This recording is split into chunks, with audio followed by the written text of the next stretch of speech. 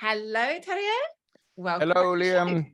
Thank you. Thanks for having me back. Oh, so happy to have you back. And last time we spoke about the mental internet and kind of really described what it was. And we went so deep into literally time and space. And now we're back to talk about, I guess, it like in a very neat nutshell, like how to use the mental internet. So let's start there more broadly. Like, what do we mean by that? The essence of the mental internet is, as we spoke on last time, that the collective aspect of the psyche, that somehow consciousness is not just something I have inside my head or you have inside your head. It's a shared field of information to which we are connected, much like the internet, where my computer is connected to this field of information, and your tablet or your telephone or say our devices. And in our, say, normal day-to-day life, our device we carry with us all the time is, of course, our brain. So with our brain, we are connected to this collective field of information, which I metaphorically speak of as an internet, but which has practical implications that somehow also much, say, works like the internet. Let me take a couple of examples. You can send emails via the internet, and the, say, equivalent of that in the mental internet would be telepathy, where somehow a person you are strongly connected to, say a friend or a lover or a child or even an animal, you can somehow connect. And if it's strong emotions on one part, there might be transfer of information that can be perceived by the other part, and even back and forth. I could give lots of examples of that. And also it's possible from the electronic internet to download information. You can go in there and download information of, say, whatever you like, really. And also so with the, say, mental internet, because my thought, which is not an original thought, it has been launched by the old Veda masters, the rishis, and also in modern time by Carl Gustav Jung, and in even more modern times by some quantum physicists, that somehow the mental internet, our collective consciousness, is a storehouse of information where everything that's ever happened to any one of us is in principle available. So you can go in there and download information. In my first chapter of my book, I don't know if I mentioned that last time, we were doing some research on our family. Did I mention that? I don't think you did. No. I will recapitulate very fast. We did some research on our family, and then I asked a clairvoyant person before we opened the archives, what are we going to find? And she told me, and it was my great grandfather, and I didn't know even his name. And she said, you are going to find he was much more influential than you think now. And the second aspect, you will find he did quite a lot to help poor people. And we opened the archives, had a professional guy to help me with that. And what we find that he had built lots and lots and lots of housings in Oslo, the capital of Norway, in the last century. It was about, wow. Yes. And he started out extremely poor, but ended up a very wealthy man. And wow.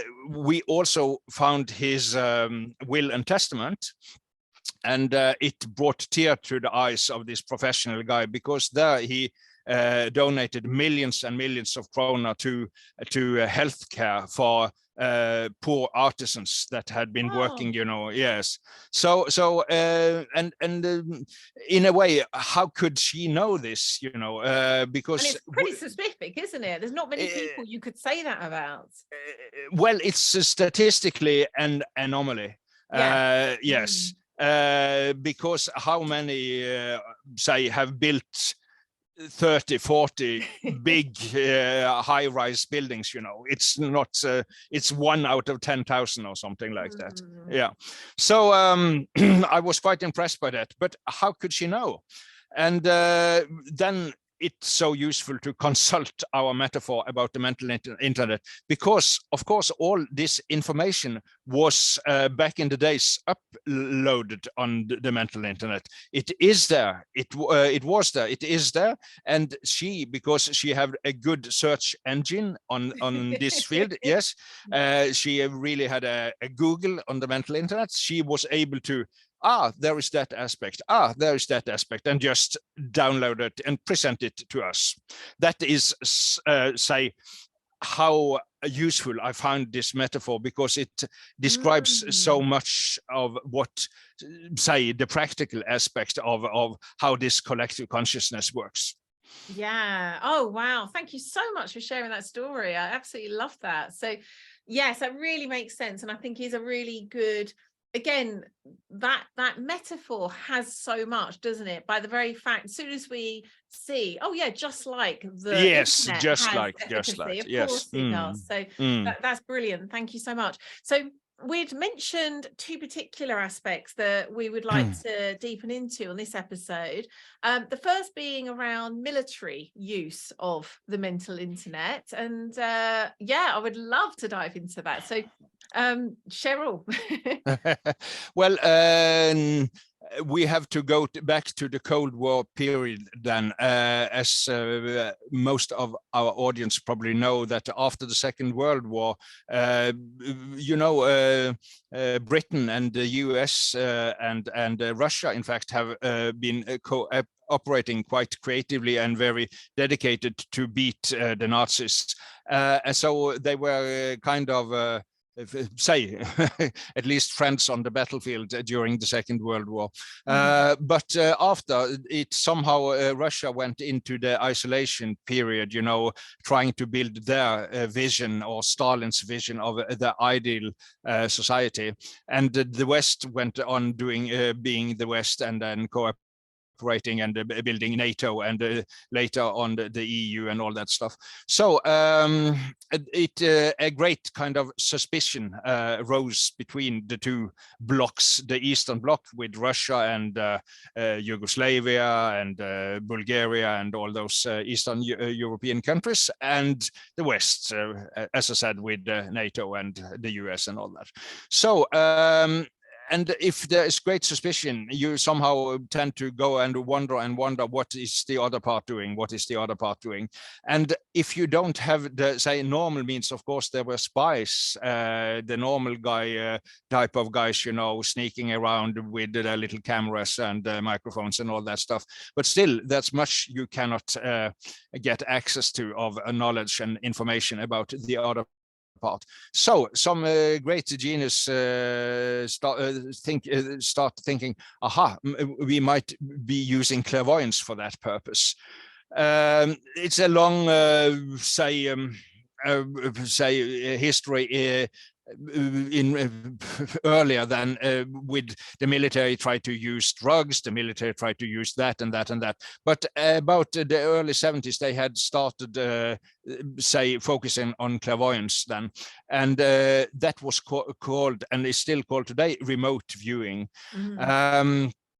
And there was a research institution connected to Stanford University in the US. It's called Stanford Research Institute, and they were kind of a semi-private, official body that did research. They had 2 physicists, laser physicists, Russell Targ and Hal Puthoff, doing.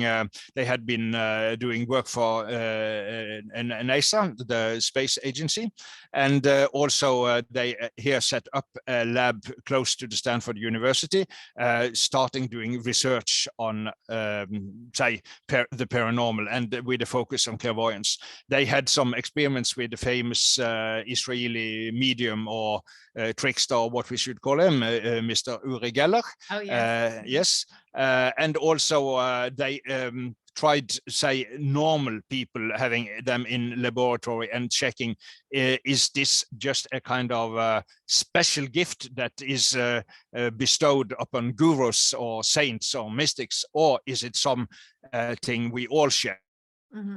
And there they tried to train about 100 normal people, just like, say, you and me, not people coming from the Himalayas, and and they found that most people were to some degree able, in fact, to use clairvoyance. The results were somehow not stable in the quality, very bad days and some good days, so it was not reliable for practical use, but at least as they perceived the results, they were quite impressive as for, say, the common aspect of this. This is a gift we all share to some degree. So what they went on to do a bit later was to use soldiers that have been hardened in battle and survived under impossible conditions. And the idea was that, these guys might have some very well-developed sixth sense that has helped them out of danger. Yes, because if a soldier has beaten the statistics again and again, there might be a, say, reason for that. I like that, kind of inverting it, really, isn't it? Yes. Yeah, yes. clever. What is called biological pre-selection in a way. So they started not then using experience with say, normal people, but going into the military aspects, and classified because of this. And the CIA showed great interest in it, and also both the military and the CIA, what is called intelligence services, and there were also other agencies, so official bodies that were into this research. And it was very, impressive results they've got. They found that some of the remote viewers were able to describe locations in Russia. It was, of course, the Russians that were considered the greatest enemy at this time.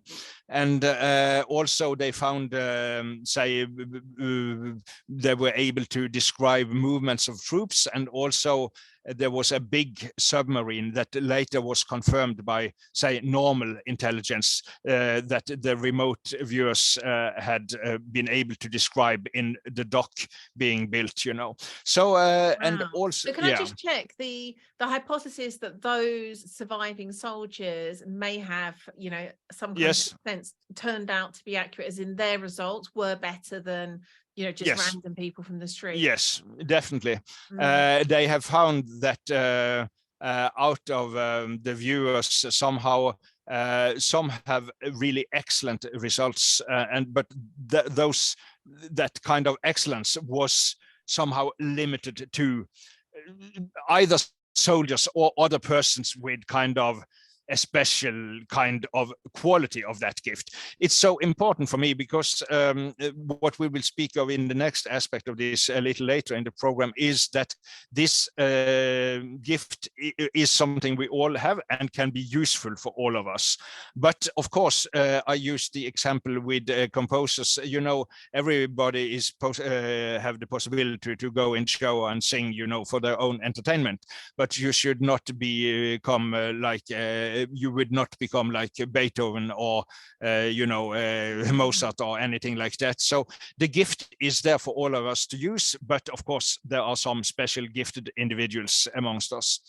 Yes. So yes. So but after 20 years, this say the program went into function about 1975 and was running for about 20 years. So wow.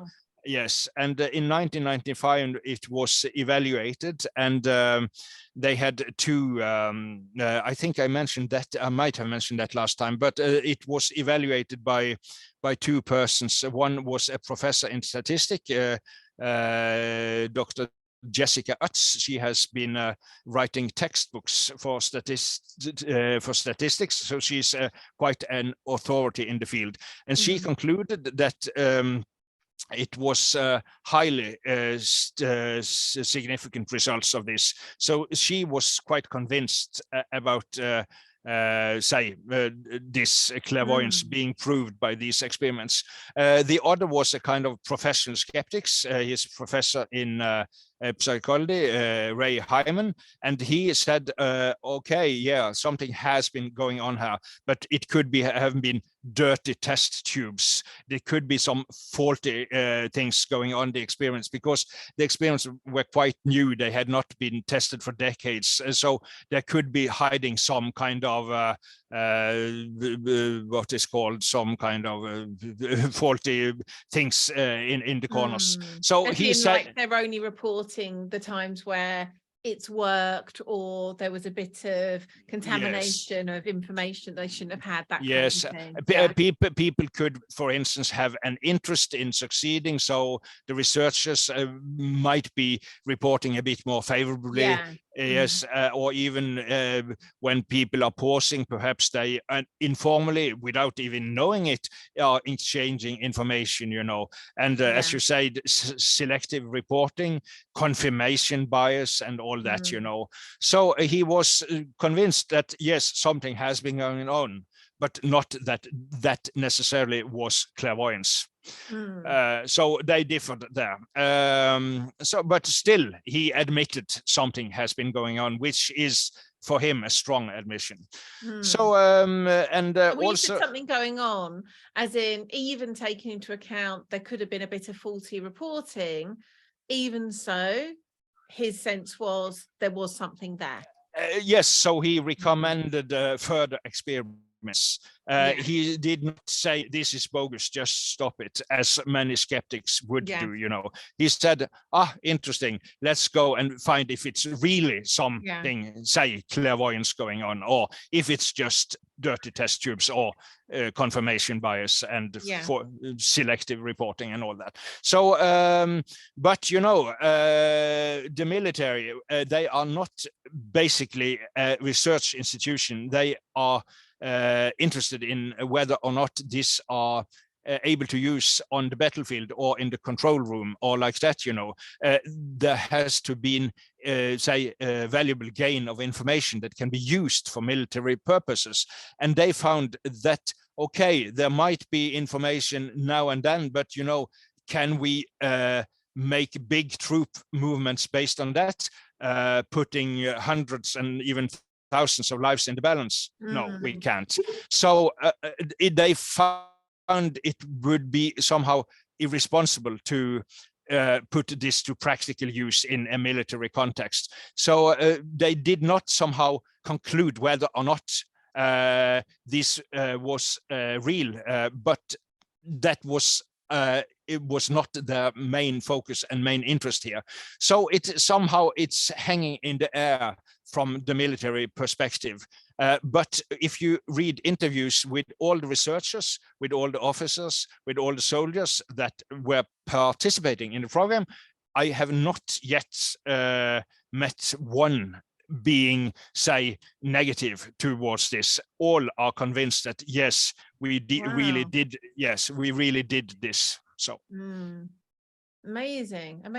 So where's that whole situation now? Is it kind of like it's all stopped and there is just no military use, or has it kind of like, how's that evolved? Well, the parallel program in the East, in and they have lots of laboratories doing this both in Russia and especially in Bulgaria, which I write a bit about in the second chapter of my book, and also in Czechia, Czechoslovakia, the Czech Republic.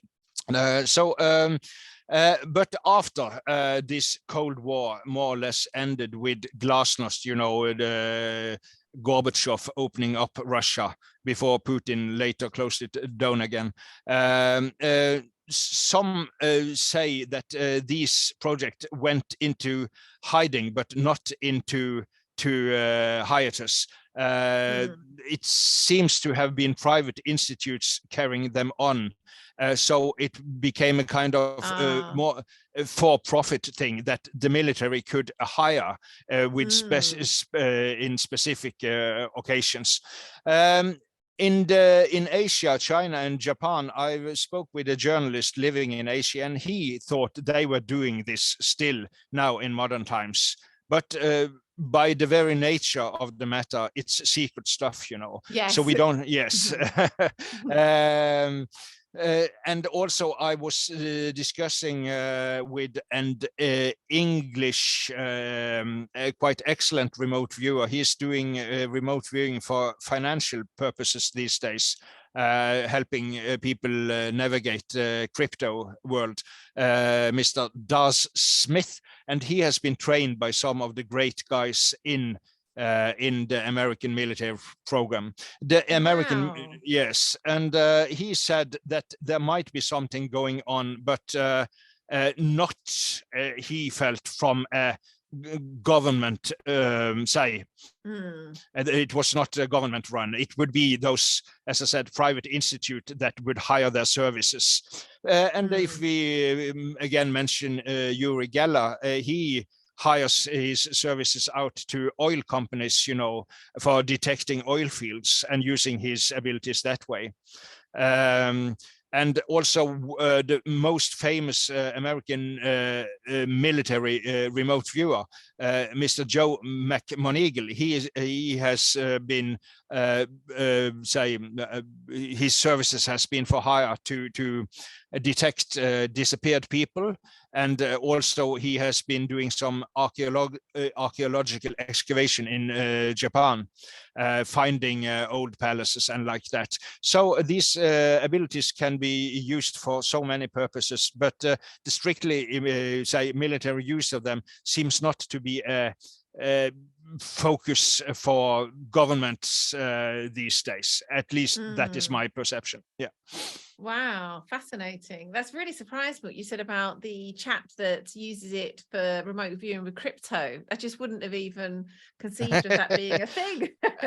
Well, he told Mr. Daz Smith told that his personal economy had been a bit lousy for a period, so he had to do something, and instead of getting a menial job, then he decided to put to use what he really had tried to hone his skills as a remote viewer, and it seems to be quite successful. Yes, of course, there are lots of, say, sources of misinformation in this. You can get fear for losing money, you can get greed, being over ambitious and all that. So it's a very, very difficult field to navigate, and I would not recommend it.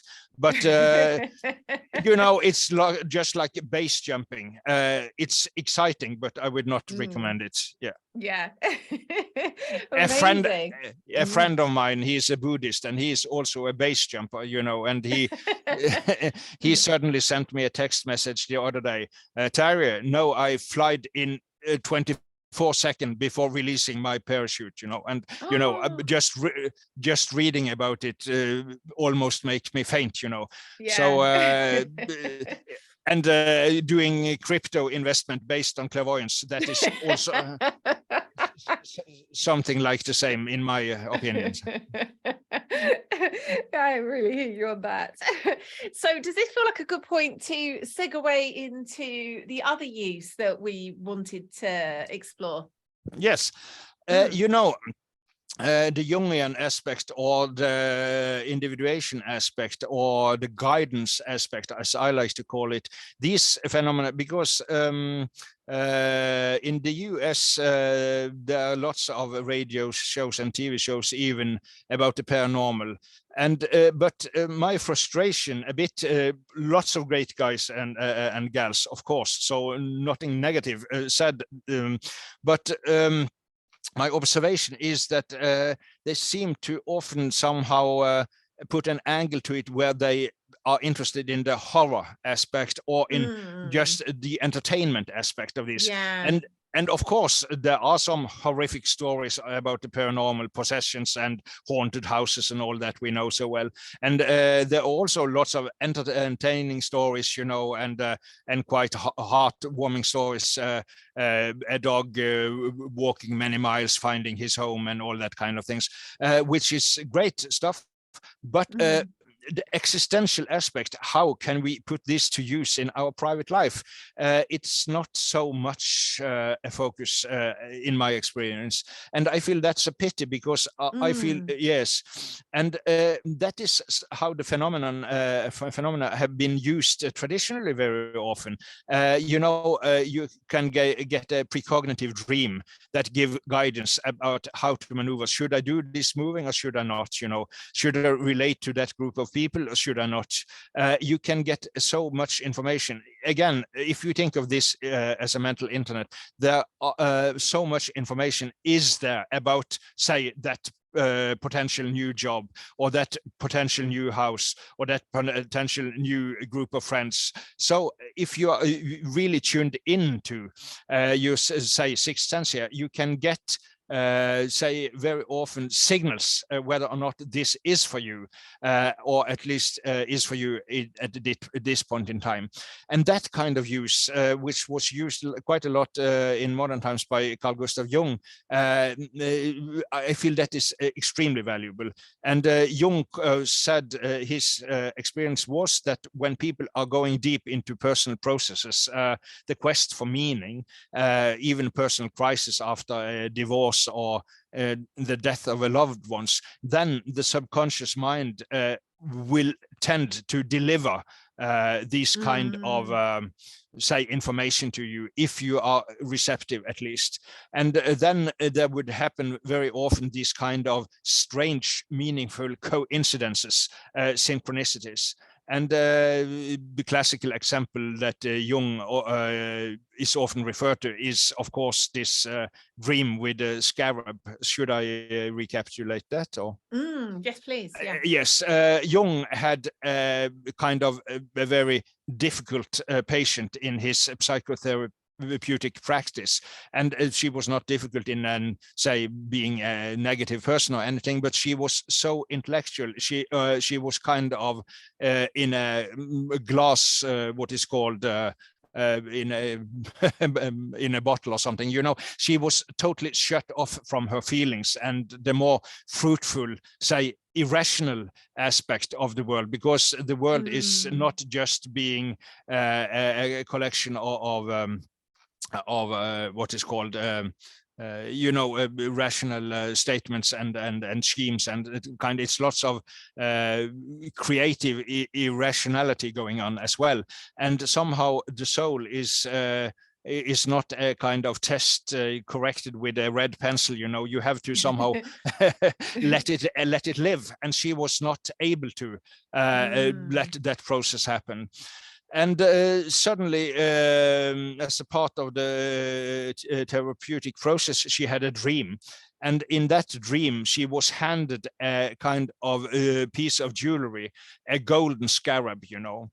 And in going back to ancient Egypt, the scarab is a symbol of rebirth.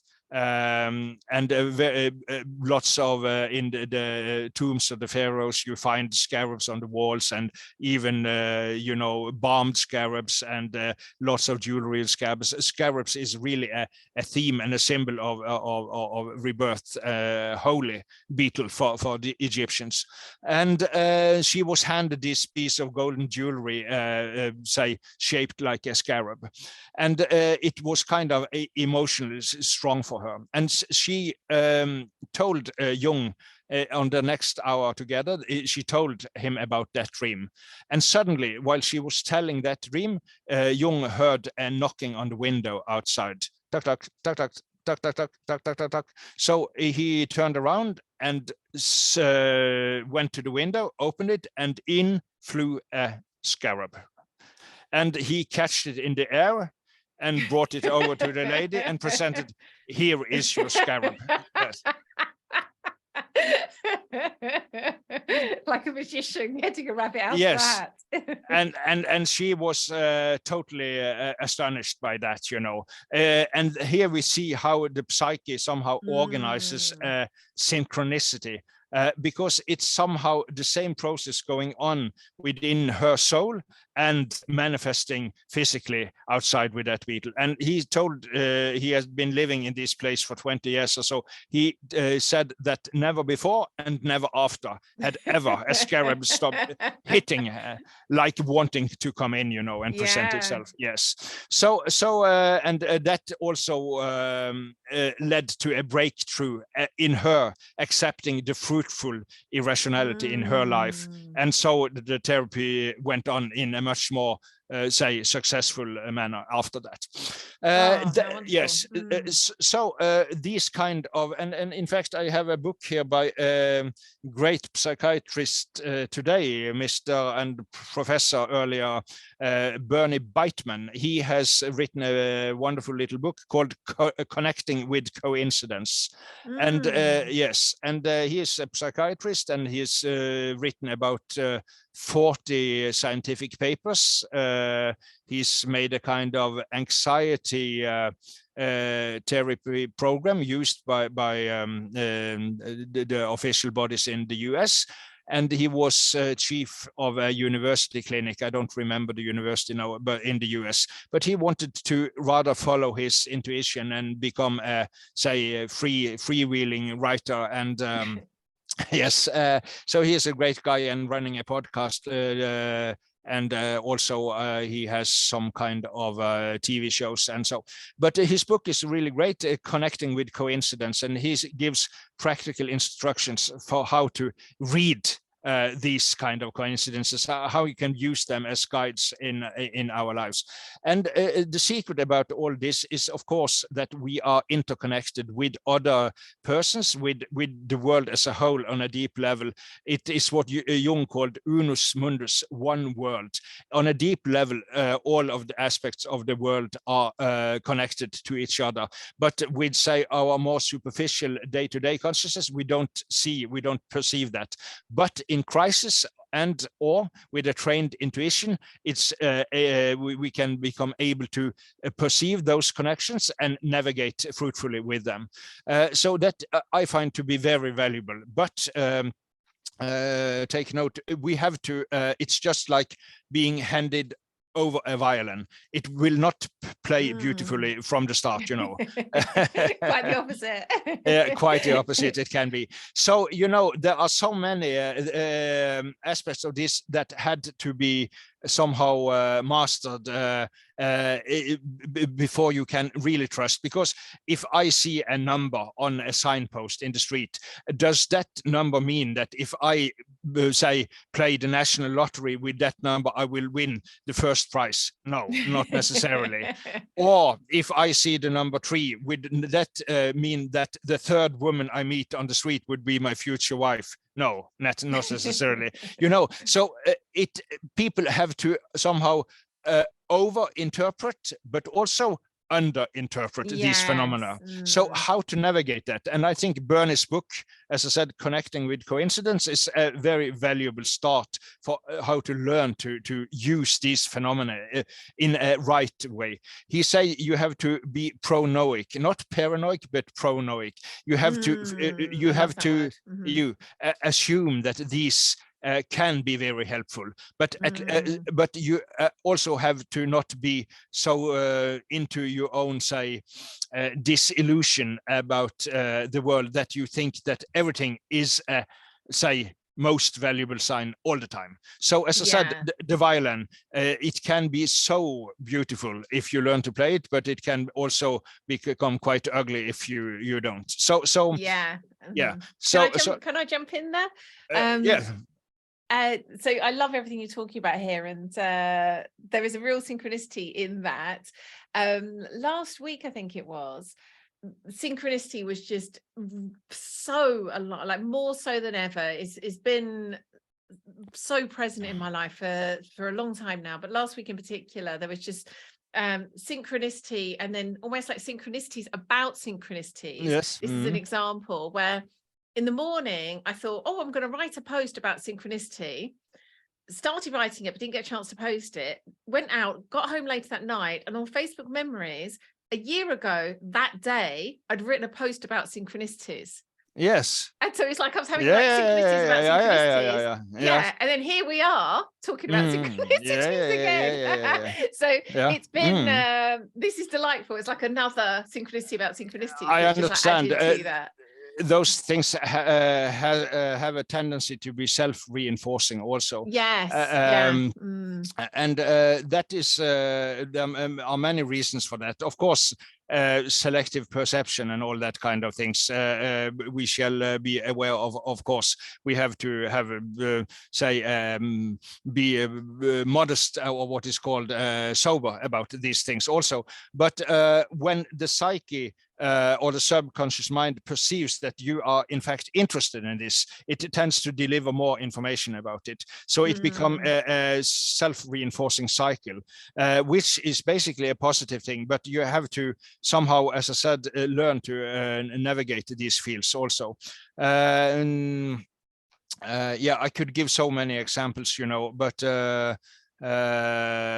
did I tell you? No, I don't. I can take an example, a great synchronicity in my own life. How I become a writer on the paranormal. And yes, and my mother had passed away. It was back in 2009, and I was quite depressed. And after having been on sick leave for quite a number of months, my economy started to get really bad. So I was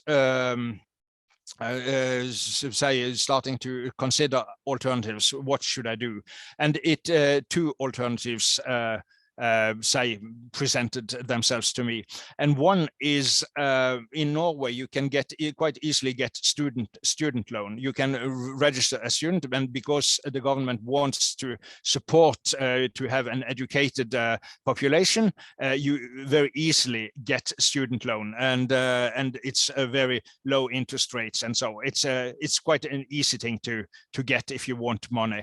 Of course, you have to deliver with some exams and all that, but still, it's a kind of easy way to get the loan in Norway, register as a student.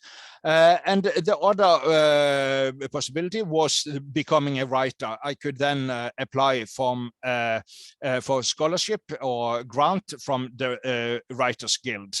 That's a much more complicated way, of course. It's difficult to get them, and being a writer, living from my pen or PC, it's not an easy task. To become a lazy student on a government loan is far more easy.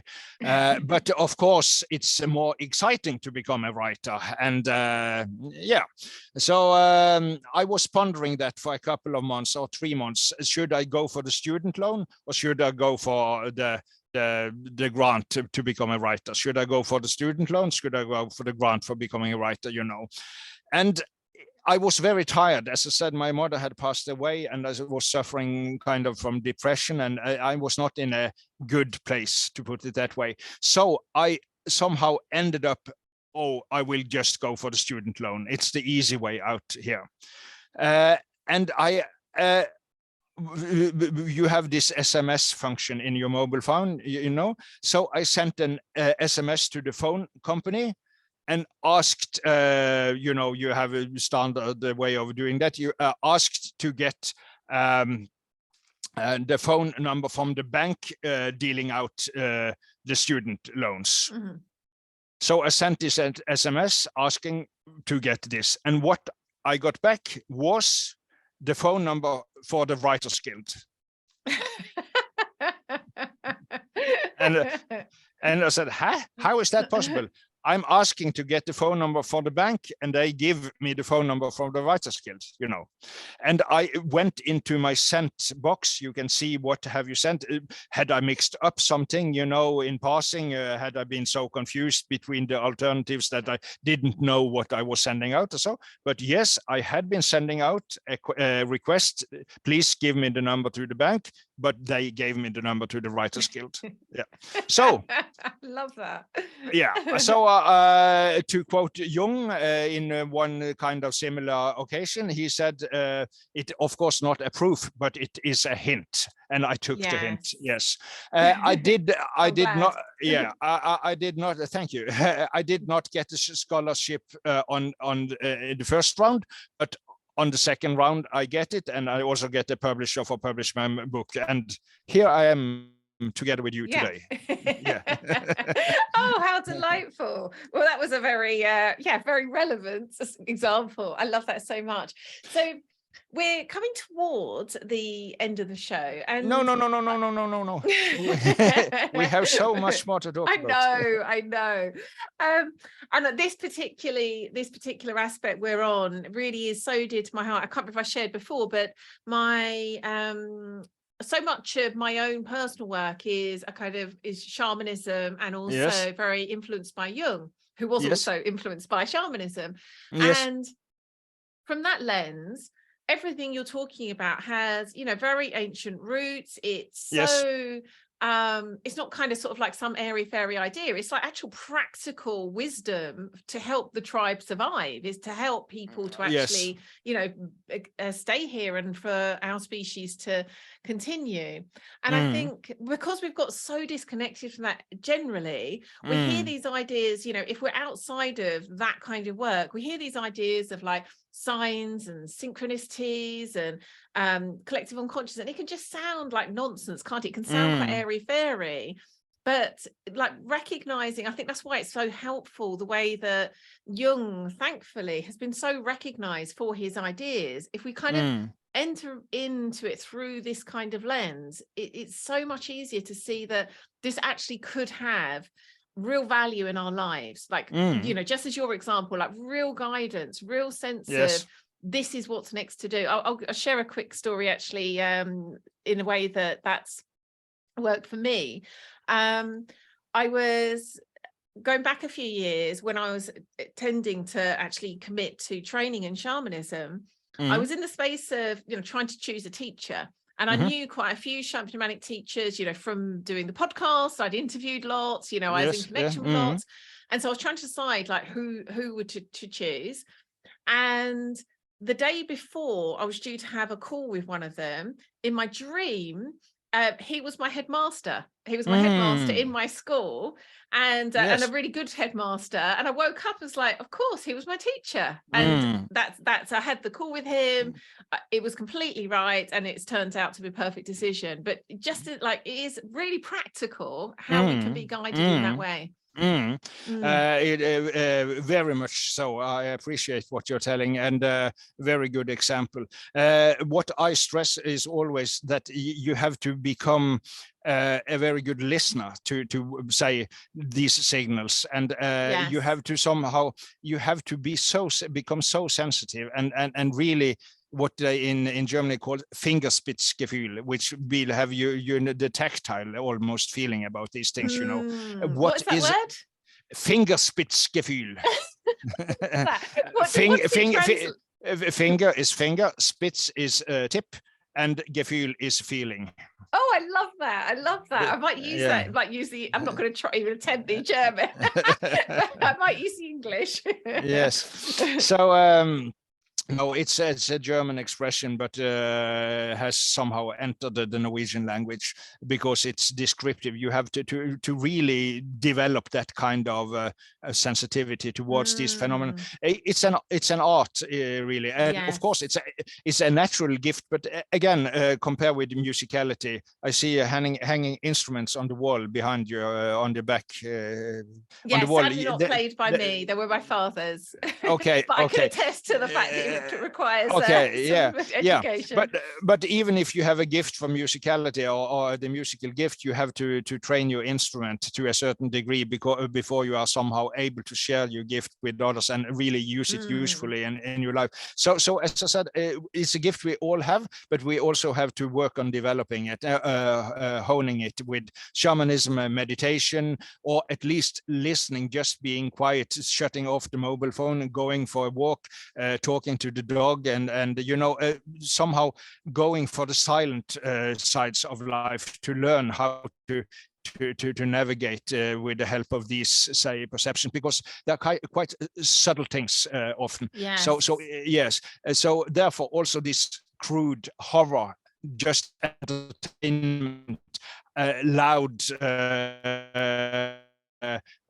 spectacle thing, you know, that is not the way to go if you really want to somehow come in tune with these phenomena. I really love that you've said that. I so agree. It's like, if we're expecting it to be these, you know, very you know, quite shocking and bold experiences, yes, it kind of like desensitizes us to the subtlety of often how yes, they do, you know, yes, sometimes they will come with a kind of scarab knocking at the window, but yes, often they won't. And I think if we're expecting it to be, you know, this big spectre that kind of like appears in the room, that can happen. But if that's all we're looking for, we're going to yes, miss the real beauty. yeah. And the useful metaphor very often in, say, in our daily life would be gut feeling. How do you feel about that? You know, so simple, but listen to the gut feeling and not listen to your boss or your family even, or, you know, and shoulds and musts and all that kind of thing. But what does your gut tell you about this? And of course, we are not living in an ideal world, but at least it's possible to somehow optimize or get in a better direction if you start listening and caring about what your gut tells you about how to make choices and all that kind of thing. So I feel that this information, clairvoyance, telepathy, precognition, and all these kind of paranormal abilities very often tend to manifest on a bodily level, but then you have to be in contact with your body and not misuse it with, say, too much alcohol and all that kind of things, you know. So really becoming and appreciating your own sensitivity, that is kind of the work if you want to somehow deal with the paranormal in a fruitful way. Yes. Oh, wonderful. I feel like we could just keep going we could in this conversation. We do need to bring it to a close. This has been an absolute delight. So where can listeners find out more about you and your work? Well, the most easy, I think it's going to Amazon, searching my name, Terje Simonsen. You can help them with a link or something, I think. But yes. Amazon, there is a little kind of a writer's page, mini writer's page, and also, of course, my book, which is a short history of nearly everything paranormal. And the subtitle is Telepathy, Clairvoyance, and Precognition, Our Secret Powers. So going there, and you can listen for free to some minutes reading of the book with an excellent actor, and also have a preview of the book and lots of reviews. I think it's there are more than 100 at least at American page. So and some of those reviews are quite good. So and also some endorsements, and so the book has won a couple of prizes in the US. So I think it's not just because I wrote it. I think it's good, but the book has met recognition. So that is, I think, lots of good stories and anecdotes and entertainment. Also, it's not just, you know, statistics and graphs and that. I like to be a storyteller. I'm a bit sorry, as I told you, I have been having some dental work done, and also I'm speaking in not my mother tongue. So, but hopefully people have perceived me not to be an all too boring person. So. Oh, absolutely not. Absolutely not. I think the way you are able to weave all of these amazing, you know, facts and figures and examples into this kind of storytelling vibe, I just absolutely love. And yes, you do that, you know, really beautifully here on the podcast, but also in the book. So yeah, thank you so much. It has been such a pleasure. Thank you. Namaste.